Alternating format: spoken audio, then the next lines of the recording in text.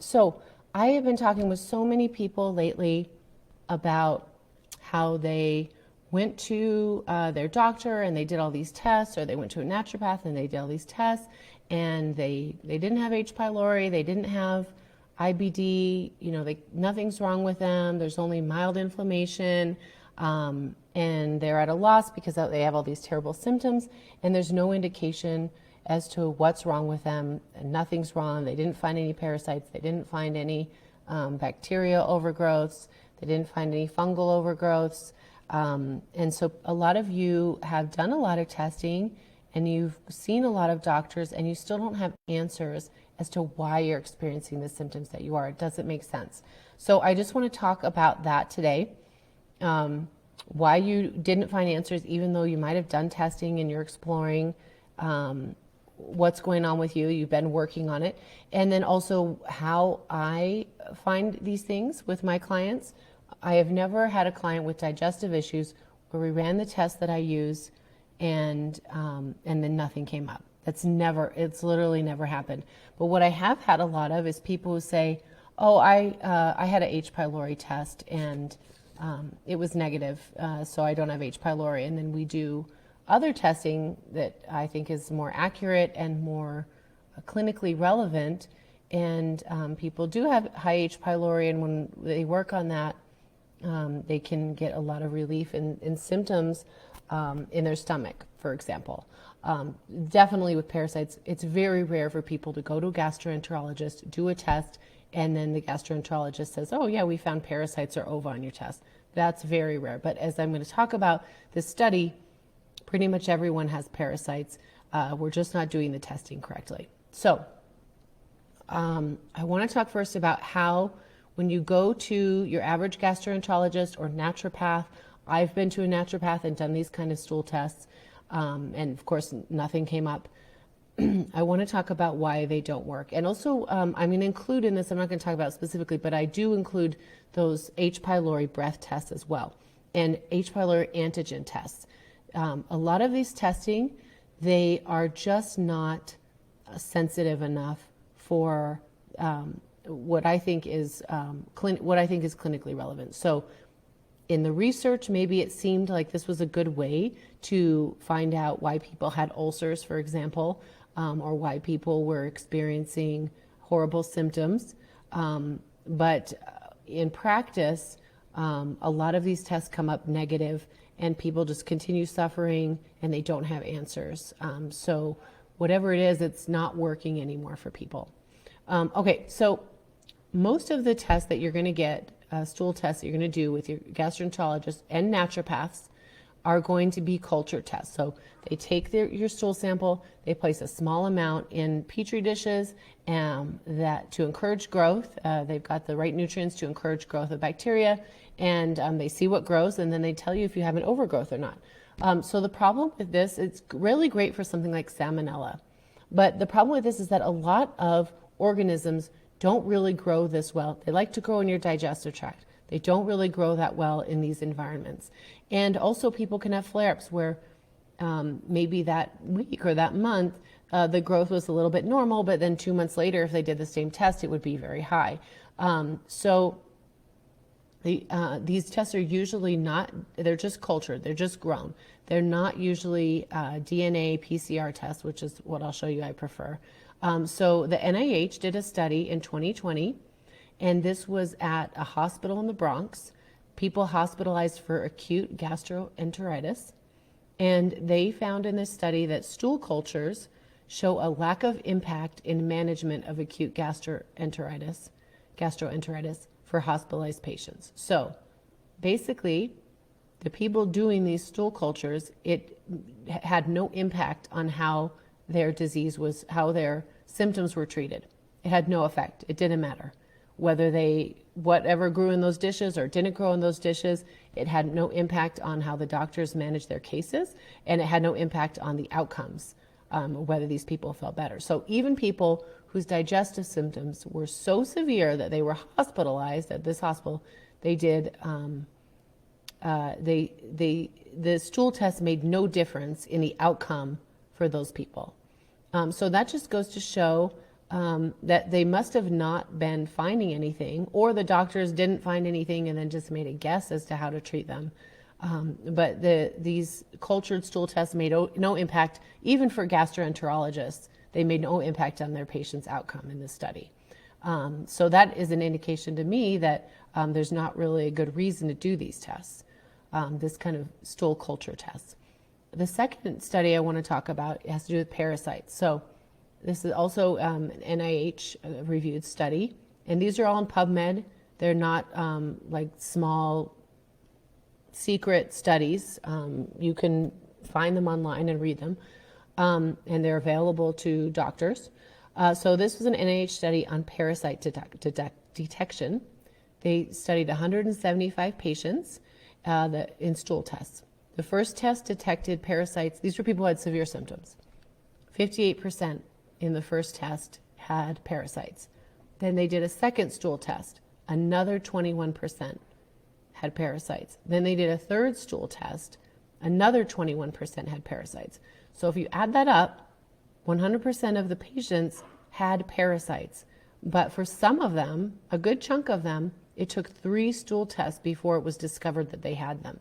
Some people, it came up right away. So I know people who said, oh, I had a stool test and they said I had no parasites or ova. Well, maybe you were in that 42% that it doesn't come up on the first test.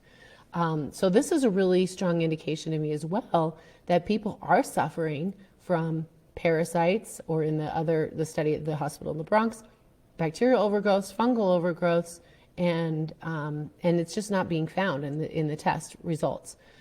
So the conclusion in this second study, and these are, I'm quoting them, at least 3 stool specimens should be examined to confirm the presence of intestinal parasites.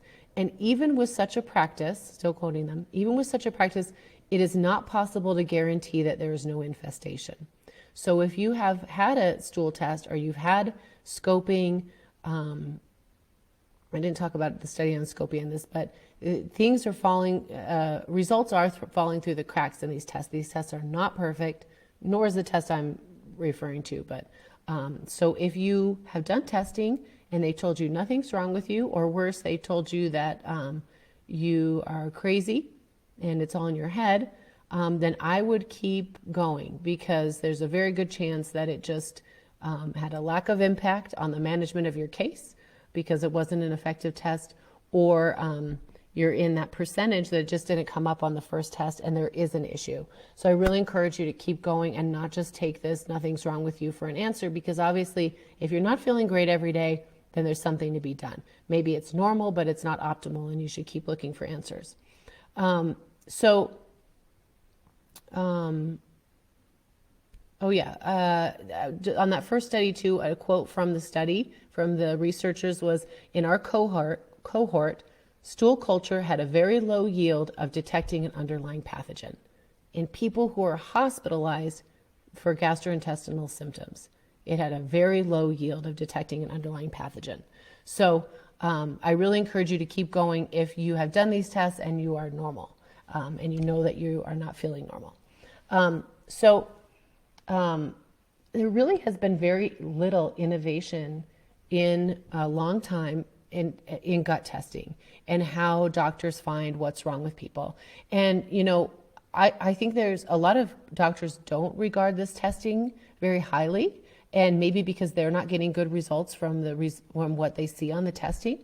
I know when I was diagnosed with IBS, I did no testing at all. I just told them that I had these horrible stomach cramps that made me fall down on the floor for an hour crying. And they said, oh, you have IBS and just take this medication and you'll be fine. So they didn't think that testing was important either to treating my symptoms. And, the tools that they have, most gastroenterologists and most doctors, the tools they have are medication and surgery. And these tests are usually not going to find something for them that requires medication or surgery. So they could just prescribe the medication without doing the test. Or if there's nothing to be found, they can't tell your insurance company we're going to treat them for something we didn't find, and just prescribe this medication or do surgery for symptom relief. So their hands are kind of tied with the tools that they have. And there's a time and a place for a lot of medications and surgeries, but if that has not been the case for you, then I will tell you about the testing that I do. So there are 3 tests that I do working with my clients. I have a network of doctors that I work with to run these tests. There is a parasite-specific test. A parasitologist in Colorado literally looks at your stool, very experienced at finding things, one of the best in the world. That's a really good parasite test that I usually just use for people, as that second NIH study determined, everybody with GI issues has parasites, perhaps, so, or almost everybody, so that you don't really have to test for parasites to know that they're there. If you know, at least for that 175 people. But if someone really wants to confirm, there is a parasite test that is very accurate. And then sometimes I will do SIBO breath testing, but that's also usually just for the client because they want to see the parasites on the test. They want to see the SIBO on the test, but it's not always necessary to do these. The one test I run on all my clients for the most part is a GI map. So this is really, if you want to find out what is going on, what's causing your IBS and digestive issues, I really recommend this test. So this is a stool test.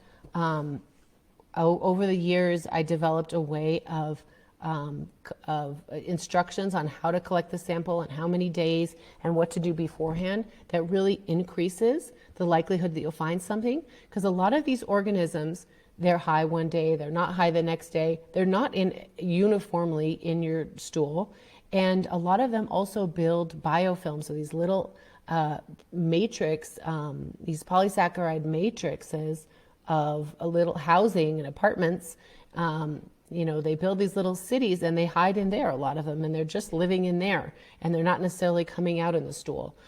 So with my training and over the years of experimenting with my clients, we found ways to increase the number of things that we find. But I have never, ever seen one of these tests where someone was totally normal and had no overgrowth of anything, no indication of anything wrong. That's never happened with this test. There's always something that correlates with what they're experiencing, whether it's diarrhea or constipation or bloating or inability to eat certain foods. We always find information and answers on this test. So I really, really do recommend it as the core test. And then the other 2 I talked about, it's just if you really want to see on that piece of paper that you have this or that parasite or this or that SIBO overgrowth, and those can be helpful in that way. But the GI map, it looks for parasites, and they use DNA PCR technology. And so sensitivity doesn't matter for this test. They'll mark it high or low, but they will tell you how many of those organisms were in your sample. And so you, as a practitioner, I can see, okay, this, Klebsiella bacteria or something, it wasn't high, but it was almost high. And then I can use that information to educate my client on what would be helpful to do, because I can see that it maybe is not an issue that day, but it might be an issue tomorrow or the day before.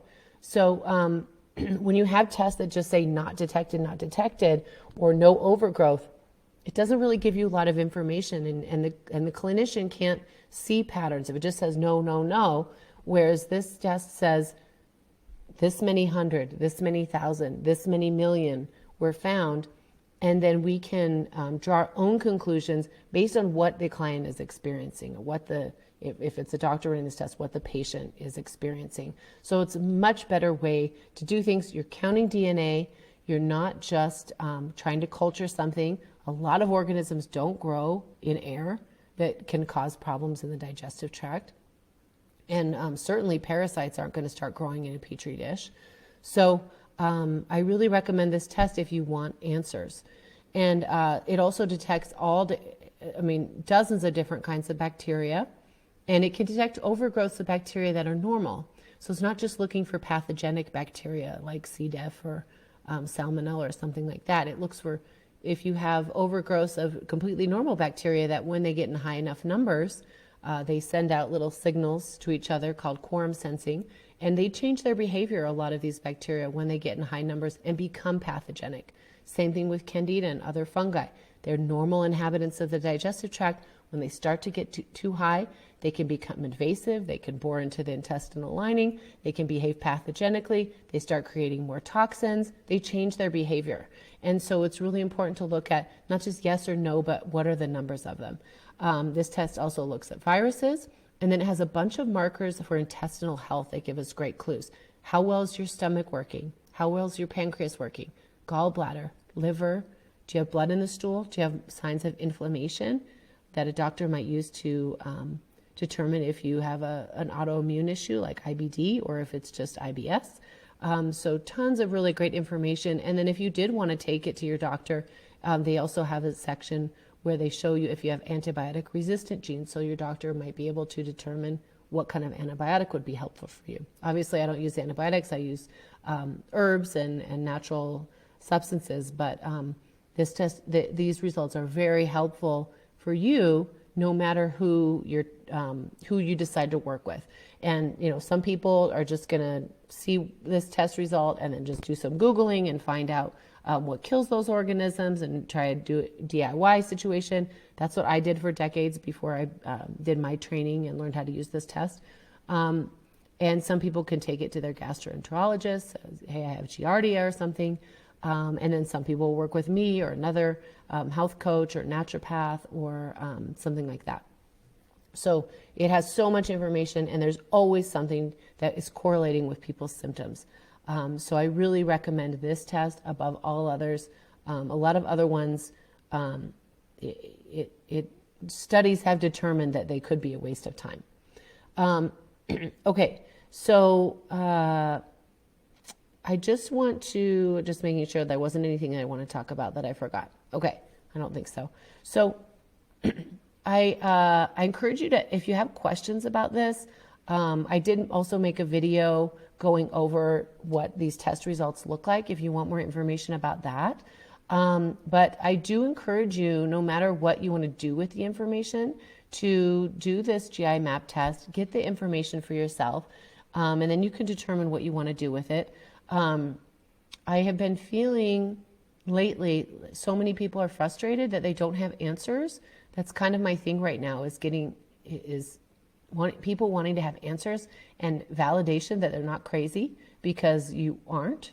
Now, stress and the mind can certainly affect the GI tract. The limbic system in the brain does control digestion.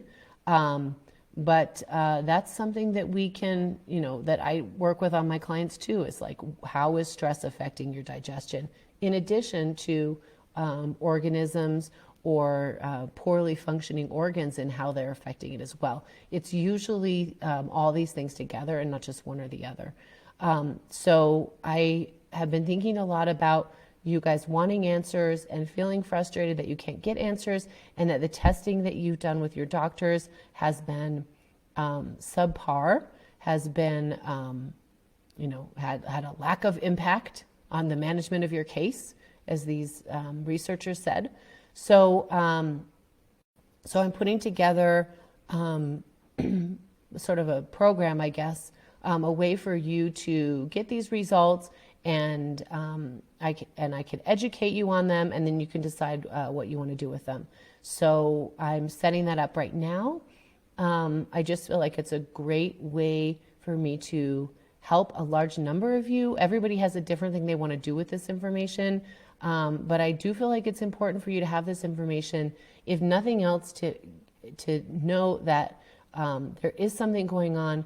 It's not just in your mind, it's not just normal, and there is something that you can do about it. I guess that's ultimately it, is that I think what so many of my clients, when they see their test results, they feel a sense of hope that something is wrong, something can be done, and it's one of the my favorite things to do is to share test results with people.